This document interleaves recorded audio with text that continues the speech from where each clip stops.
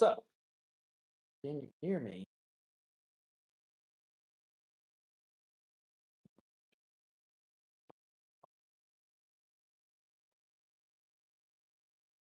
Okay. Let me get started so there's not 3 minutes of me just staring at the wall. All right. So let's make sure. Oh, they want to tell me I'm good on last time. Okay. Hello? Hello. All all right. Still working on the microphone stuff. So hopefully this will still be listenable. Let me just go there. Okay. I was gonna do that. Shoot. Well, hopefully everybody can hear me. If not, just let me know in the chat, and then I can maybe get that fixed. Otherwise, I'm just gonna go ahead and go through it. So, let's see what we got for today. I am going to show you. Oh,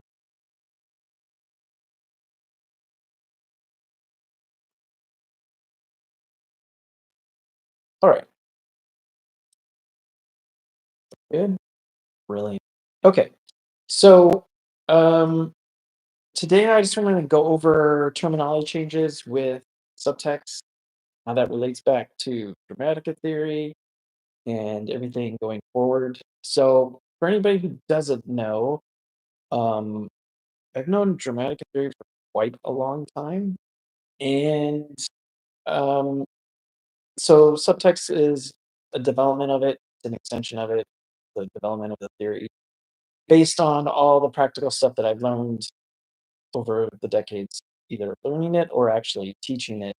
And more recently, just in the last 3 or 4 years, all the work that I do to make subtext work with AI, right? So there's a certain amount of uh, definitions and understandings and terminology that don't quite sync up perfectly with the original dramatic theory. So that's why I've done all this work to change the actual terminology. And it's something that I was doing even before AI. There's like maybe 3 or 4 different terms that I had updated and changed, um, just based on practical understanding of going out and either helping people with their scripts or helping people write their stories or students, and just different ways of understanding the theory and better way to get it across. So it turns out that the same stuff that I was doing pre AI works really, really well with AI, in that if I update the terminology, I don't have to sit there and do a lot of training in the background to make the definitions sync up. So for instance, um, there used to be the terms proven and unproven, right? Let me just go to proven and unproven would be 2 sets of terms in the original grammatical theory. This was proven and this was unproven. So prior to AI, the problem is most people equate unproven with not proven because it's unproven. That means not proven. But that is what proven means, which is different from presumption. So, and actually, this quad works out really well too, because this is another one. This one used to be accurate and non accurate, which again is like just the opposite of accurate, where in reality, the opposite of accurate is contained within this entire space, which is a separate thing from what deviation is. Because you want to be able to have like a sliding scale here of the terminology. You want to be able to go through and be able to adjust it, color the difference. So you can talk about too much accurate or not enough accurate. So, for instance, if you're dealing with like an issue of fact, so maybe the story is dealing with whether or not people have rely too much on the facts of what things are really are, or maybe a lack of facts that they don't have all the facts there, and you want to go through that. Then within that space, you have proven and presumption here. So you can see proven is essentially right there in the middle. And then you can push your narrative to have too much proven, or you can pull it back and have a lack of proven. So in other words, like people aren't doing enough proof. They aren't driven enough to corroborate what's going on. And then that's what's actually causing the problem. Those are all the same thing as focusing your narrative on the problematic impact or motivation of proven. And then the other side, to help balance that out, the other side of the coin is presumption. When you presume before you have all the information. And then that you can have way too much presumption, or you can have a lack of it. And that's this whole sliding scale is in here. That's why I've updated the look here of how these methods of conflict work. So, and that's essentially the same thing as, you know, any of the terms that I've done here with subtext, because you would go and say, oh, generate something that's non-accurate, and it would actually be an illustration that's so close to accurate it's like not right. And then there's a huge headache of trying to fix that thing. So really the words are just there to point in directions of what is problematic in the narrative and what you're focusing on. So it just makes sense to like, so that's where all this is coming from. That's the whole purpose of going through here and doing all this stuff. And so if you go into the guide, I have an entire page dedicated to it. So down here in advanced concepts, dramatic theory, and the subtext narrative model in subtext, you can go through here and just very quickly, especially if you've been working with dramatic theory for the last 30 years and you want to update your understanding of it, then this would be the so that's something different. So the first one would be catalyst provocateur instead of influence character, impact character, or obstacle character. All three of those are great. There's nothing wrong with them. They just have different flavors of what that point of view is all about. And I personally, in subtext up until just recently, was always obstacle character, because I really wanted to get across educational wise the idea that that point of view from that character is serving as an obstacle to the main character just kind of staying entrenched in their own way of seeing things. And so they can't get around that. They have to deal with it. Just what that point of view is supposed to do in a story. So what works really well with uh, the base models of LLMs is the idea that a catalyst provocateur. So not only catalyzing the growth, like you just because by virtue of that point of view it catalyzes it, but also provokes the growth through it. Whether it's directed directly at the main character or it's just an indirect point of view that just by virtue of the fact that that point of view exists, that catalyzes growth and that provokes growth. Curious how Chris and Melanie view these changes. Tune in next week for that. Um, the answer is very well, very good. But I'd hoped to be able to reveal that this week, but you'll have to wait until next week for that, and then I'll go through everything that's in there. Okay, so that was a great question. Yeah, Gregor asked how Chris and Melanie view these changes. I'm not sure how Melanie. She might. I don't know. She's actually pretty open to things, and so is Chris. But I just talk with Chris a lot more. I'm pretty sure he's on board with it. Um, okay, so that's the big difference in there, and it works tremendously well because again, if I would send up obstacle, who's the obstacle character in this story? Just by virtue of the fact that obstacle is so close to antagonist in the semantic headspace of a language model, that you often just get the antagonist back. You don't get the actual what that point of view is supposed to be about. So the quickest shortcut to it, and it requires a little bit of changing. A lot of this requires a little bit of updating. Um, But I think that's a good thing because it also helps communicate. The key is to communicate instantly what that term means in the shortest amount of space. And then you can talk about like nuances and all that stuff. This is really just a practical thing so that you get more accurate responses. And it's like both, it's the singularity. Both human and AI get closer to a better understanding of what all these things mean. All right. So the next one would be narrative fabric versus the story limit. Now, this one's super crazy. I actually really love the term narrative fabric. It was narrative field up until 2 weeks ago because I changed something else, which I'll get to in a second.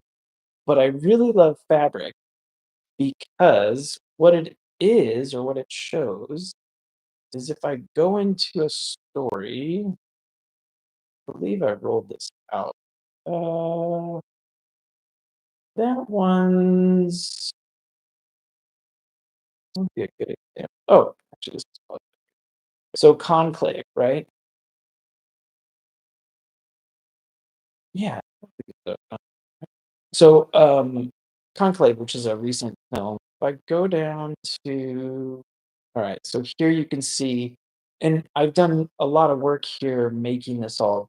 Oh, I don't. Am I sharing?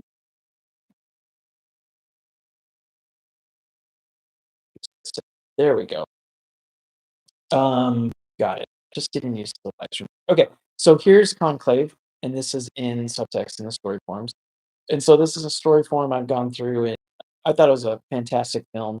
Um, and so I went and encoded it into subtext so you can learn as much as you can about it. So here down the story form section, I've done a lot of work to make this a more visually pleasing and also communicate exactly what it is that is going on in a more concrete manner, or at least what is actually easier to read. So, for instance, wow, there's a lot to go over here. So you'll see resolve has its own little section, character and plot. Those two sets of dynamics have their own section, and then the narrative section. And this one is the craziest one, at least if you're from a dramatic theory standpoint. I have the alignment, narrative fabric. So narrative alignment is what mental sex used to be, or problem solving style, which I never really was a huge fan of, whether or not that was male, female, or linear or holistic. So what I've done here, which because the whole linear holistic thing, in the same way that people would always try and make holistic narratives because they thought they were smarter, the AI will always err on the side of holistic narratives because it's just trained on the same thing, like, oh, everybody gets along and we're all going to be balanced, which is not really what it's about. So I developed the thing that actually falls back on the original mental sex, which is where all this came from, anyways, which is the idea that during pregnancy, that there's a tendency that is instilled in the fetus for whatever reason, either more towards dopamine or more aligned towards serotonin. My way of remembering this, because I keep forgetting it all the time, at least for now, is dopamine equates to dope, which makes it seem more like goal, cause and effect, like the dopey way of looking at the world. And then serotonin, then is just the other one, which is the more uh, relational, more balanced inequity, more about inequities rather than the dopamine, male mental sex way of looking at things. So that's what you're seeing up here. So then that is there. And that actually did a really great thing when it comes to story forming, especially in focus mode for Muse, because it just really gets that. It understands what that means because it's so abstract, yet there's a lot of understanding that's tied to it.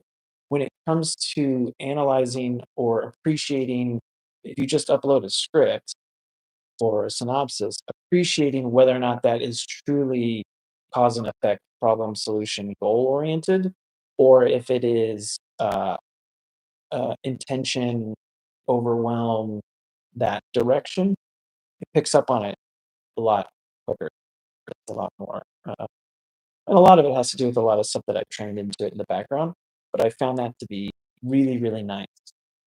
So what that does is so then that does that part of it, and then the other narrative dynamic is the narrative fabric, which is super cool because it's like the fabric of space and time and how that equates. And so I usually just have the term space time or time space. And I originally did it because I got into an extended uh, conversation about the limiting factor of the story form and whether or not the limit really truly limits the story in terms of the size of it. And it doesn't. That's an appreciation that you can get after the fact. Uh, but knowing how all of this stuff works and how everything's related to each other, it's really describing this.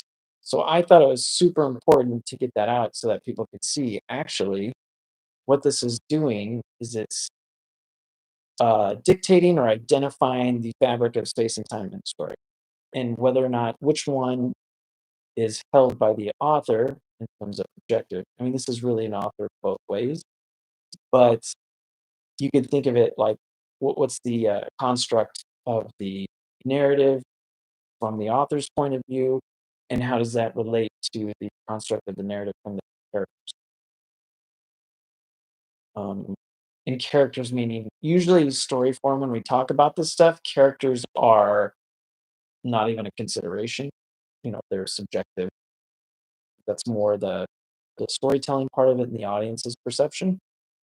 But really, this is, you know, if you set a space construct, you know, the narrative is based on space, right? So, for instance, in Conclave, Pope dies, and they got to pick a new pope, right? So there's a construct. All these different. There aren't just five popes, and there aren't just two popes. It's just a selection of popes or future popes, future bishops, and they have to pick which one. So then that's the fabric of the narrative is those different choices that they can make, different you know options, which is what it was. Option lock is what it used to. So it's not that it was wrong. It's just I'm trying to get across the concept underneath it so that people can start to understand that there's much more to this than something that might be a little too limiting. I want to make sure it's like everybody gets like the actual thought behind it. And then from within, like if you were to step inside the shoes of the characters, which is usually something that's not taken up in this story form, then you would see that uh, they would feel like time is running out. Or another way is like we've been here for time is dragging on, like that. That's their subjective. uh, The only other way would be if you flipped it. So objectively, time is when you set like 48 hours, or you know, you got to get across the country in like 7 days, something like that.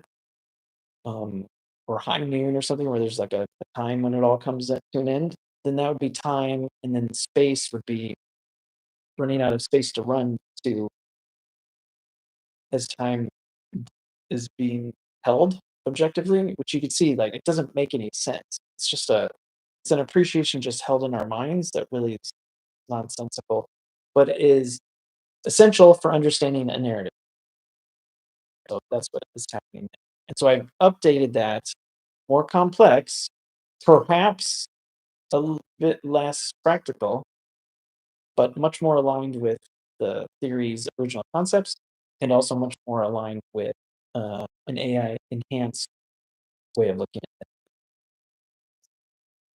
So actually, I'm going to stay here because what you'll see is then the resolve. So you'll see these aren't changed in steadfast, but they kind of sort of mean the same thing. But again, because it's the narrative is aligned towards serotonin, it doesn't make sense to have relinquished or maintained, and it really doesn't make sense to have changed or steadfast. The change thing has always been an issue because everybody automatically assumes they change. You'll never get an AI to read a narrative and be able to understand change separate from steadfast. It will always make some kind of mistake. You might get lucky, but you won't get 100%. If instead you look at the resolve comparing the point of view slash approach at the beginning of a narrative versus the end, it's almost a binary thing, even though there is a growth here. It's a binary set. So that's why I've changed it to that's why I changed change, because originally it was main character resolve of change, and then I changed it changed. So then that was my first attempt at this. And then now I've done it so that um, they're also aligned with the alignment of the narrative, such that in a serotonin narrative, or one that's aligned with serotonin, there's much more feeling of release. And I mean, you can see this in like the Matrix, like the clearest thing ever, where you release, you don't really relinquish. It's not like a I'm giving up this for that. There's much more of a just a letting go. And um, maintained is great for somebody who's like problem solution. I said to maintain my approach, keep going. Um, and personally, I love steadfast, but I do want to change it for this part or to make them match up. Um, and much more serotonin alignment on that other side would just be sustaining, which is a nice flavor to it. Very different than the main. And then lastly, the last thing that this colors, because you can see it aligns everything, is the attunement, the end there. It's really weird when you stop thinking in terms of problem and solution and goal and consequence in these kind of stories to then all of a sudden over here see success good or failure bad. Because this sort of mindset, sort of alignment, doesn't think in terms of it definitely doesn't think in terms of success or failure. It's very much a satisfaction. Did I win or did I lose? It might think in terms of good or bad, but it's a very different flavor to it. So now I have um, just this one appreciation. And there's actually a really good reason for why I did this. I mean, there's lots, but one of the main ones is if you look at the two sets. So these are serotonin aligned narratives that are released. So if you're coming from dramatic theory, these are holistic problem solving for female mental sex, change stories. And then down here, these are the same holistic female mental sex, but steadfast, or in this case, staying. Um, and what you'll see is when it comes to the uh, serotonin aligned ending, right, which is really not really an ending, it just kind of subsides and kind of empties out. There's only two options. No matter what you do, whether you set success or failure, it has zero impact on the narrative anywhere. Trust me, it has nothing to do with it. Which I think is super cool because not everything is black and white in 100 or 50-50. They're not completely opposites. There's really good reasons for why that is. But it makes sense. If you're just in that headspace and you're just sustaining, you don't care about success failure. That's not you're not looking thinking of a goal. It's just like an intention. And you're not thinking of like, I successfully was intending to do this. That it doesn't match up. But you do have good and bad, and you have centered and inert. So whether or not it's success failure will have no impact on it, but you can sustain and feel centered, or do I have this backwards. Oh, did this backwards again. No, I had, this one is supposed to be composed, and this one is supposed to be centered. We're like 2 degrees of separation here, but how do I fix that? Anyways, this one should be centered, and again, all you do is just think of the matrix at the end. When he does the boom boom thing, that's being centered. He's completely balanced between self-awareness and awareness. So that's the center. The composed is more of the sustaining and whether or not you're in a state of composure as you go along, as opposed to being inert things you're just like well, stuck, but even just like you just have a sense of inertia as you just sustain that inert feeling. And then you can see the other ones, and these are the equivalents to them. So if you have what would be in dramatic application failure good, you would have a sense of being present. This one is a sense of being stagnant. This one is a sense of being disconnected. These have been in subtext for years. Um, I have updated them. Attunement is a new appreciation, which was important for various reasons, but just to really set it apart from uh, outcome and judgment. And if I flip this to another one, it would have all the usual stuff that you'd be used to. So that's actually pretty good. Great. Okay. So then, and I really tried to break it up. So just to get the idea of like, so those are the dynamics, and the story points are the spatial considerations of they're the points in the narrative that you could point to, and then story beats here. They all kind of used to be contained together in the same space. Split them out so you can see these are the story beats that go across, and it lines up with develop workspace and all that other stuff. So those have been realigned and reimagined and just organized, kind of break them up to give you an idea. And there's lots of really fun stuff that we can talk about. The biggest thing, obviously, you see Catalyst Provocateur here, where the opposite character used to be. The biggest thing, and also I should just mention, functionally, everything's the same. This is just uh, aligning the understanding of what it's all. Everything works the same. So you get all this for free. you don't have to. You don't have to change anything in your stories, unless you see something because now you have a better understanding of what's going on. So, that's the biggest thing. And I've also added the perspectives in here because there are opportunities to use this outside of a context of a strictly entertainment, like film, novel, games, so that kind of thing. Just to have a comprehensive understanding of what narrative is. And so I thought it was really important to put in those perspectives. Also, to communicate the idea that these are perspectives. I can't tell you how many people use this for a couple of years and then all of a sudden understand, oh, this isn't really a character.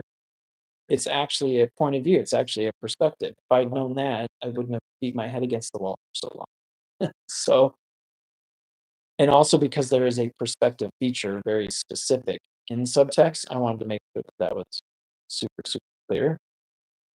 And then, so the biggest changes, which were, I'm actually really quite excited about these, are the form, field, facet, and force. And these replace domain, concern, issue, and there really wasn't a term for this other one. But I like it just because it does something with the quads when you compare the horizontal quad to the vertical quad. Michael, influence, obstacle, catalyst seem like layers or perspectives on the same function. Totally. Yeah, definitely. They're all kind of the same thing. um, it's really just about like the quickest way to get to that spot, the shortcut for it. Okay, so form, field, facet, and force. So these are the same exact things like domain, concern, issue, force. And I'm coining it being your it's the four F's of finding your story point, right? And I love the alliteration that's in there. And if I look at them, it has a visual connotation to it that domain, concern, and issue don't. So I've written an article way back when about how these four domain, concern, issue, and problem, even though they have very different terms, domain is like math, and concern is like, oh, I guess they're worried about it. An issue, it does sound like thematic, and problem sounds great. There's almost this thing like they were like four separate things, and they're really all the same thing. They're all just indicating where the source of conflict is from this point of view. That's as simple as it is. So you don't really need to learn what a domain is. You don't need to learn what concern means or what issue means. They're all just pointing to the source of conflict in the story. What form does it take? If you were to narrow down the field of that form, where is that grouping? And then what are the facets of that that you're looking at? And these are always kind of a little weird. So that's why I like facets aspect of shape. And then finally, just identifying the force that is driving that narrative, that through line, or that perspective, actually. So I have another huge section in here under illustrating that goes through this whole step process. And this works magic when it comes to AI. So feel free to copy this if you want to. But it works magical compared to domain concern issue. I just did an example. Oh, I don't know if I have it here. What's it? I don't think it was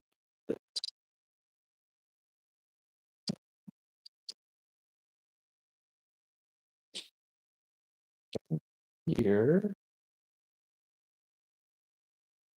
And I will see if the one, if not, I can talk about it.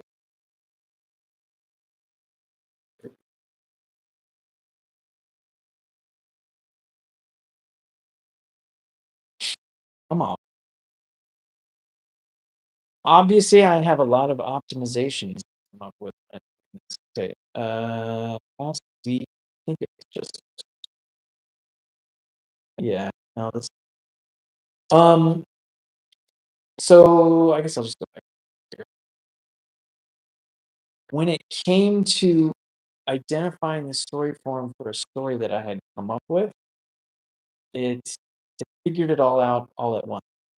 I think I put it in the Discord. Actually, let me do that.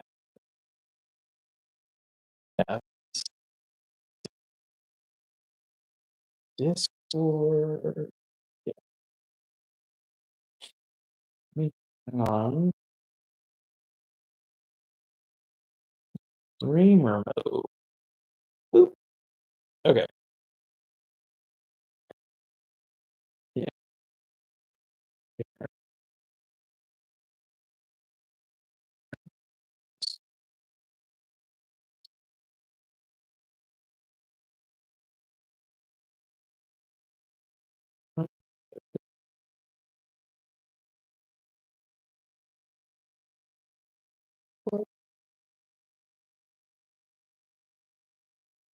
Yeah.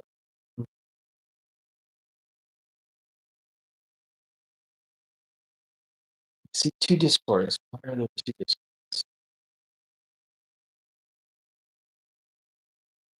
Oh,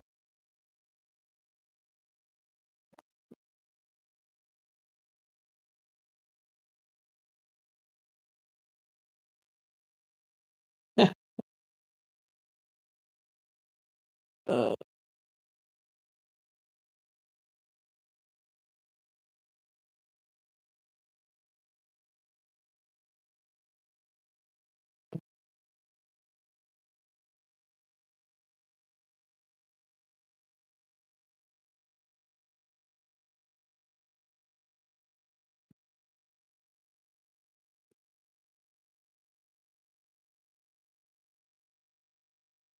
yeah. Now, let's you.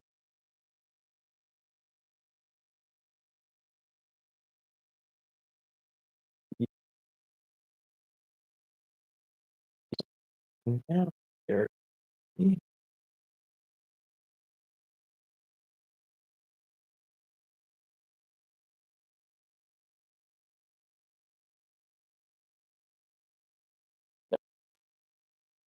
All right. So this was a conversation I had with Muse, and this was just a random log line that I just did from ChatGPT. I like to do stuff that's like outside of there and show how you can just turn that into a story. So this was one called Echoes from Room 12, and it said after renting an apartment above an abandoned theater, a young actress rehearses for the role of her life. only to discover that the voices she's hearing aren't lines from her script, but echoes of a tragedy that occurred decades earlier, slowly blurring the line between reality. I thought that was super cool. I was looking for just stage play ideas, knowing that. I guess this skips ahead, but I know for sure. And then I typed this. I know for sure I want the OS to be internal frame. So I didn't have to say objective story domain of mind, which requires, okay, what is domain? Okay, and I got to learn what a domain is. And then what is mind? At least here we just have perspective and form, the shape of the conflict. And the idea is that the shape of the conflict in this story, which works for most stage plays, is some sort of internal framing, meaning prejudice by like I'm internally framing my world. That's what's causing. So that's what I wanted to set. And then it went off and it went away for a couple minutes. Unfortunately, I don't have um like when you do the reasoning stuff in ChatGPT and it does that cool thing where it shows you the different blocks of how it thinks through everything. I don't have access to that yet, but I feel like that will be a thing within the next month. I hope. Until then, it's just going to do it without telling you. So I went away and I came back and I read it and I thought it was broken because it was just this one response. And it said, I've gone ahead and created a new story for you called Echoes from Room 12. Super cool. I have Muse set up so that as you go through, it can actually do things for you in the program. So you can have it create a story for you. So that was great. Then that's what you see down here at the bottom story, Echoes from Room 12. Great. But I didn't think it was. And it said, based on your direction, with the objective story set to internal framing, and the other choices we've discussed, which we haven't, this is it saying the voices in my head, because it's just funny because the whole story is about voices in your head. So this is the AI saying the other choices we discussed, which is really its own internal monologue. I've successfully saved the story form to this title, which that's step two, which sometimes it works. There's been an issue with these kind of models from OpenAI where they don't, not that they don't follow instructions, they don't do the controls that you have set up. So it did two of them, which is great.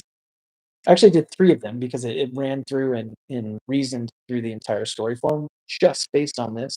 So what that means is there is a set of probably 8 to 12, maybe more, 16 internal sort of back and forths as it reasoned through what the best story form for this. So it's not like a one shot thing. I have like a whole thing that's set up based on my understanding of grammatic theory and also all the stuff that I've done in subtext that it actually reasons through the story form and gets to this. So it said I've successfully saved it. Then it actually did four things. I've also automatically attached this current conversation to the story form so you can refer back to any details or modifications as you continue developing your stage play. That's phenomenal. For one, it worked, which is a very complex procedure that goes on here. And I thought, well, that's great. All that's fun, but the story form probably isn't going to be correct. Or did I lose the? Did I, we're just looking at me. No, hold on. Let me just go where window. But sorry about that. Yeah, yeah.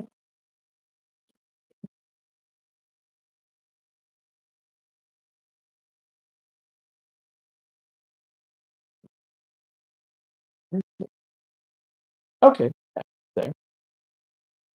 Okay. All right, just getting used to that. All right. Well, hopefully you got all that. I was just reading from this one thing. So, anyways, I wasn't sure. So the story form, I thought, all right, that's not going to be the right story form. But then, oh, I must have hit stop shooting down. Okay. But then this was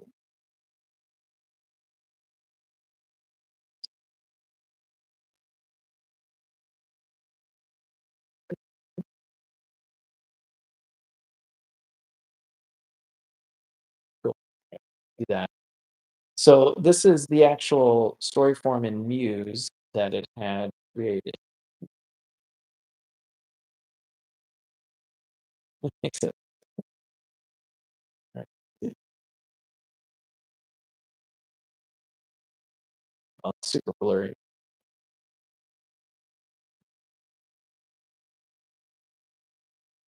Weird. All right. And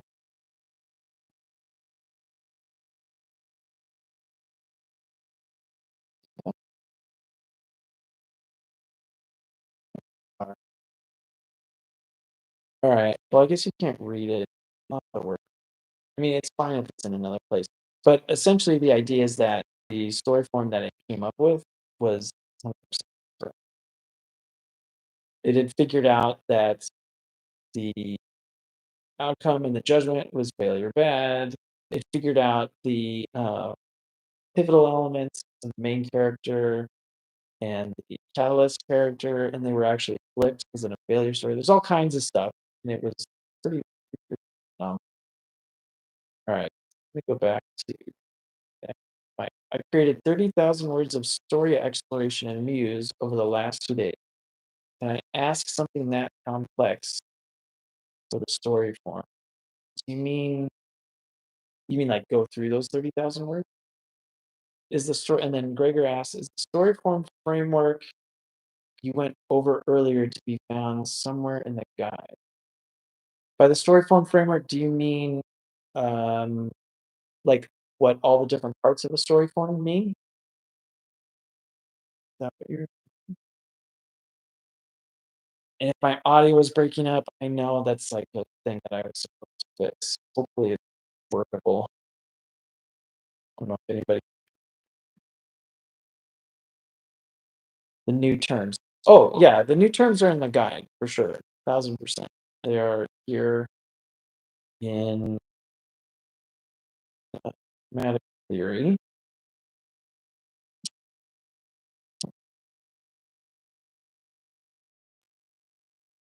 Yeah, you just go to guide.subtext.app and then go to advanced concepts and then grammatical theory. These are all the new concepts that are here. They're all listed. But perhaps I should also have it in a different place that's also just story form. I'm doing tremendous amount of work to get this all aligned. So hopefully I get that all aligned. But the best right now is this Grammatica one is the best place here. And then the form field facet framework is under illustrating in the developer space. So the idea is if you establish perspective of conflict, and this is all about identifying where the source of conflict is in your story, you would first find the form of it, which will be a combination of external, internal framing and processing. That sets the lens of the narrative. Then you narrow the field down into four different groups: foundational, functional, latent, and deliberative. These used to be narrative personalities, which would be profound, capable, aspirational, and contemplative, which again were more geared towards strictly writing, strictly storytelling.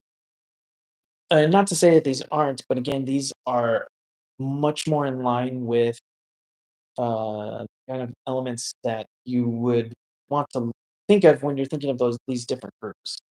And it's actually the kind of stuff that it's come up with this new understanding is really phenomenal in terms of being able to accurately portray what those different groups are like. So, here in Conclave,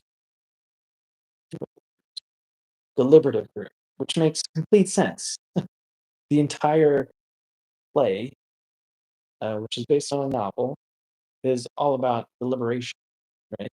Like choosing who the Pope actually is going to be. So you'll see all of these are of the deliberative group. And that's the thing that's not in original Dramatica theory is to think of them in terms of groups. So that's what I'm saying, like narrowing down the field to a group is great because you only have four choices. Um, and it also helps to communicate the idea that these terms are all connected together. It isn't just some random thing that is almost impossible to understand.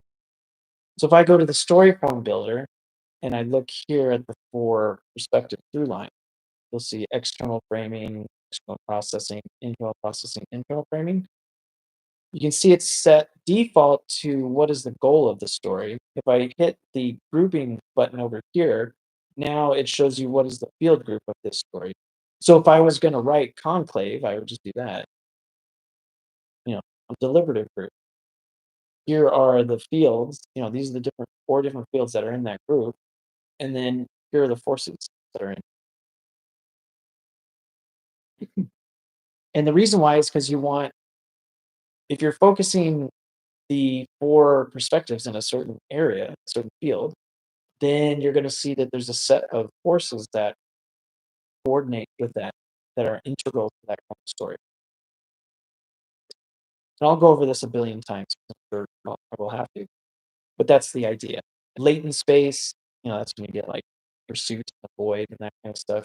The foundational forces, foundational to us, knowledge, thought, desire, and ability, and then functional, going through what you can expect and what you can determine. And I have in-depth explanations as to the differences between these. You can see when you select foundational, this sets past, understanding, conceptualizing memory for conclave, present, learning, conceiving. And the reason you want to do that is because it maintains narrative cohesion from top to bottom. And then from there, you would look at the facets of that conflict, which are on, a sliding scale such that it's not just one term. It's this scale that I was showing, with the proven presumption, but also, here, permission versus efficiency. So, like, let's say Rafe, Rafe here, what was his name? Cardinal Thomas Lawrence. He's the main character in Conclave. And his whole thing, from his perspective, is learning all the different information that's coming in. And that's like him personally. We get to see what that's like investigating. Also, people bring information to us, as opposed to the big picture where the biggest things are like, oh my gosh, can you believe what this person did? Oh my God, we will become made aware of how awful he was. He slept with somebody or whatever sort of thing. And you can see investigation is a primary facet of that investigation versus doubt. So there's like this sliding scale. So if I went to investigation, you'll see investigation to doubt. Again, there's that too much investigation, there's not enough. There's a lack of doubt among some people, like he's fine, or too much doubt. No, we can't go with him. That's that axis that it explores. And then from Cardinal Thomas Lawrence's point of view, this has also changed. These used to be prerequisites and preconditions. That one's always been a problem. In original dramatic theory, there were like four or five terms that are used several times over because they are essentially the same thing, but it's just there's no reason for it. Um, and you can get, you know, much more varied understanding of it by using these different terminology. Plus, it makes it easier for people new to theory. So prerequisites are replaced by qualifications, which actually works phenomenal for this film. It actually works way better than prerequisites. What does that even mean? Whereas he's just thinking about all the qualifications of different people, different possible popes, but also him himself, whether or not he's qualified. That's even probably more important. Against the other side, the other facet of that, which would be the stipulations, like, oh, I got to keep this person happy, I got to keep this group happy, you got to like kind of do all this stuff. I've got this job I have to take care of. What are the different rules or things that we have to go through to Stipulation might be the nuns too as well. It's like a thing that's going on there. So then that facet there, for him personally, is what you focus on in that story, and so that works out really, really well. That was the original different possible popes. Those The original title of the film was Different Possible Popes. They they didn't think that would get them an Oscar.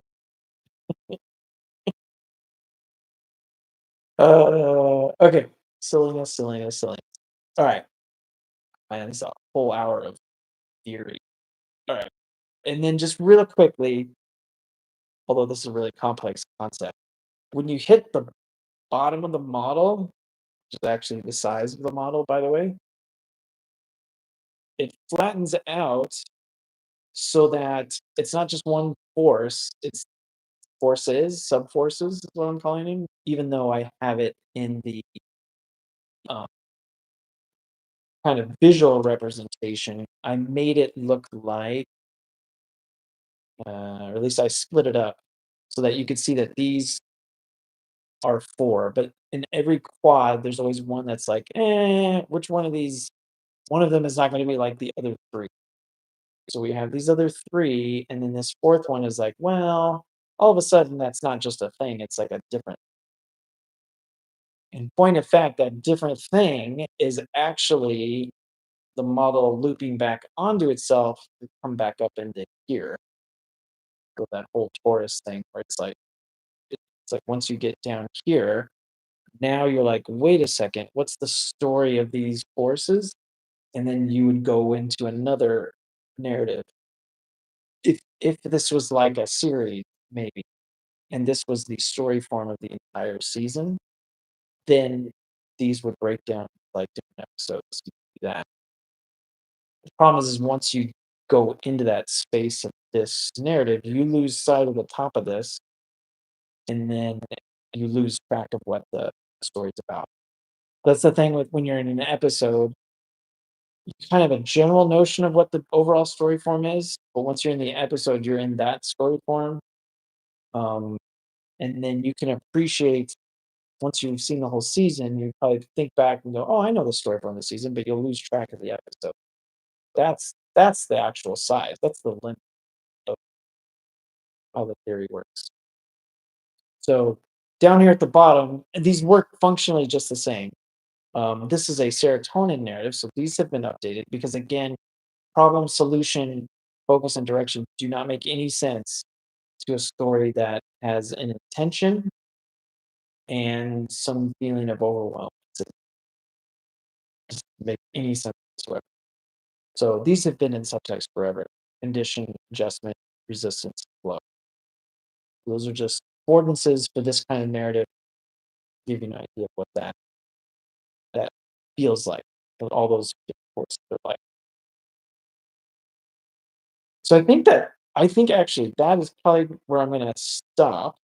Um, I'll go over it again in more detail and explain a larger perspective as to why all these changes are going on next week, because the 12th is a fun day to do things. Um, and this is already, oh, I should actually say, because in the past, I just flip a switch and then I make everybody deal with it. I'm not doing that this time. This time, so if I go into Camp Fun, which was a story starter that I had done, I think a couple weeks ago, it was a horror movie summer camp type thing. So you'll see here, Catalyst Provocateur. Oh, Jim's forcing me to learn all these new terms.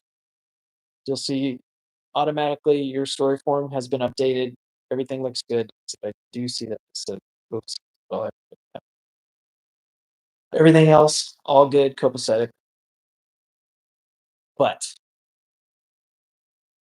so now there is a new feature here, which is um, you can set it to either subtext narrative model or you can flip it to here. So, and this is just how it appears in the program. So you can just flip it back to Dramatica, and I should be able to go back here. And if I go here, yeah, see now it's back to obstacle character. So it'll be back to focus direction. Should have domain. Make sure. Probably should have tested this. Example. Yeah, see issue. So it's not faceted. It doesn't put that in there. Yeah, just make it rigid.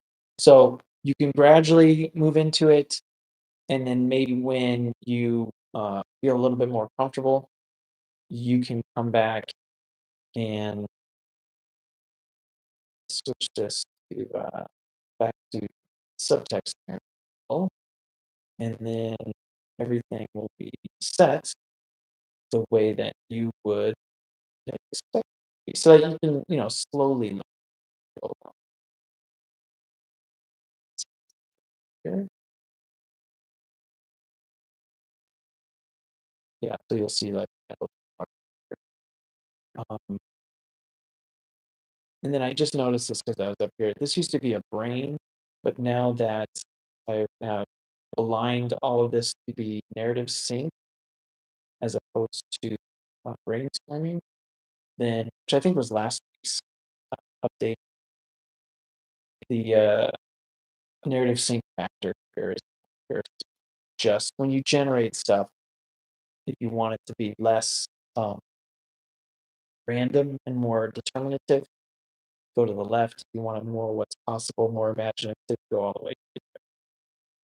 All right, I will stop there. Anybody have any questions, or I call it? I apologize again for the audio. Hopefully, I will turn captions on so you can actually like read it. I will fix that. Anybody have any questions? No. All right. Cool. Thank you, everybody, for showing up. As always, if you have any questions, feel free to reach out through Discord or you can email me directly. And then otherwise, I will see you next week. Hope everybody has a wonderful, fantastic week, and I will see you next time.